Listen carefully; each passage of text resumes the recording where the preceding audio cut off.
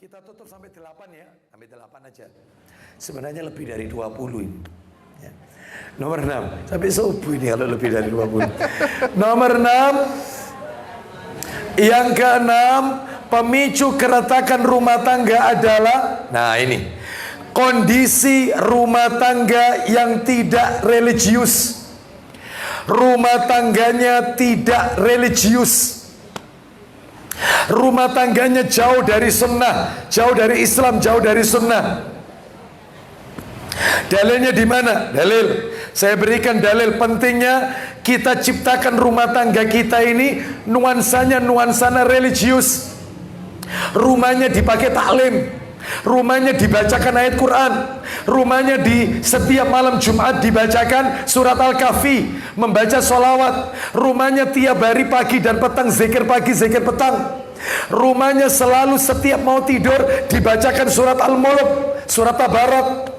Religius, religius. Ya, maka pasti rumah tangganya mawaddah warahmah. Lah ini masalahnya tidak religius. Saya kasih beberapa dalil. Coba dibuka Sahih Muslim nomor asli. Sahih Muslim nomornya 778. Muslim 778 nomor asli Sahih Muslim dari Jabir, an Jabir ibni Abdullah radhiyallahu an qala Rasulullah sallallahu alaihi wasallam idza qadha ahadukumus shalah fi baiti idza qadha ahadukumus shalah fi masjidihi falyaj'al baitahu. Silakan. Ayo. Dari Jabir bin Abdullah radhiyallahu an, dia berkata, ayo, Rasulullah sallallahu alaihi wasallam bersabda, silakan. jika salah seorang dari kalian telah menunaikan sholat di masjidnya. Ulang lagi.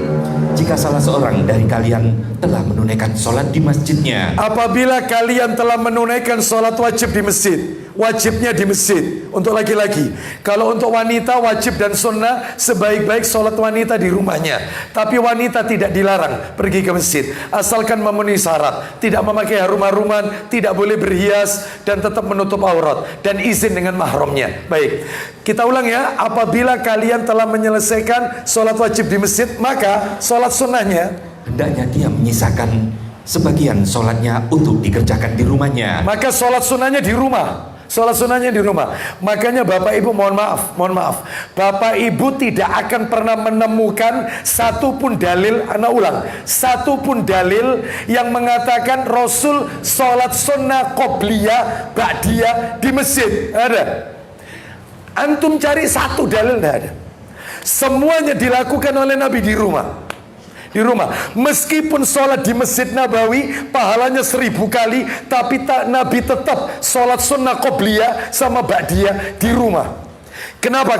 Kita pengen tahu kenapa sholat sunnah itu kok dikerjakan di rumah. Misalnya duha, tahajud, witir, sholat sunnah. Kalau untuk ibu-ibu sholat sunnah isyraq ya. Kalau bapak-bapak sholat sunnah isyraq suruk, yaitu di masjid ya. 15-20 menit setelah yaitu suruk. Baik. Termasuk juga diantaranya sholat sunnah taubat. Nah, itu di rumah. Kenapa kok di rumah sholat sunnah itu?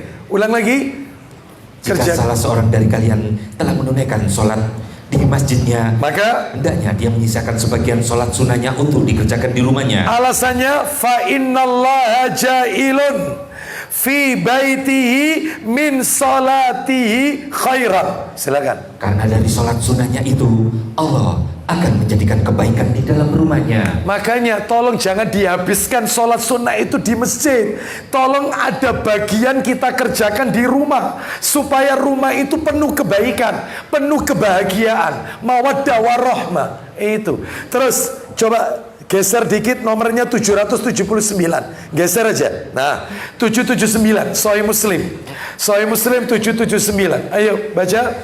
Dari Abu Musa, dari Nabi sallallahu alaihi wasallam, beliau bersabda, masalul baitil ladzi yudhkarullahu fi wal baitul ladzi la yudhkarullahu fi masalul hayyi wal mayyit. Silakan. Perumpamaan rumah yang di dalamnya selalu disebut nama Allah Ta'ala. Rumah yang dipakai zikir, termasuk dipakai taklim. Rumah dipakai zikir dengan dengan rumah yang di dalamnya tidak pernah disebut nama Allah. Di dalamnya tidak pernah disebut nama Allah, maka seperti apa? Adalah sebagaimana orang hidup dan orang mati. Perumpamanya kayak orang hidup dengan orang mati. Orang hidup ada ruhnya, orang mati mayat tidak ada ruh. Rumah itu akan hidup bahagia kalau dipakai zikir. Ya, diperbanyak dia seperti sekarang ini dipakai taklim sebulan sekali, ya, dan seterusnya. Baik. Terus tambah lagi. Sahih Muslim 780, geser aja. Geser. 780. Nah, ini silakan baca.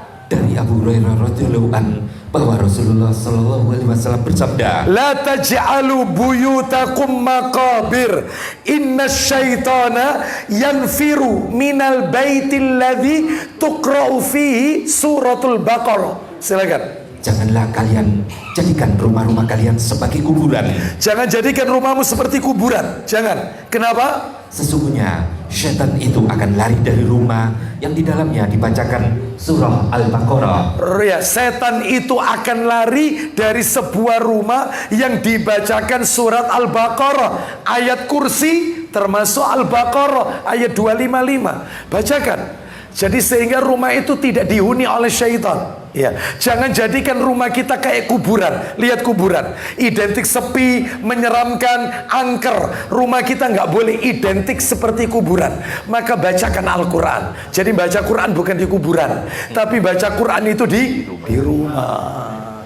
Bukan di kuburan, tapi di rumah. Ya, baik. Terus sekarang yang ketujuh, tinggal satu lagi kita akhiri.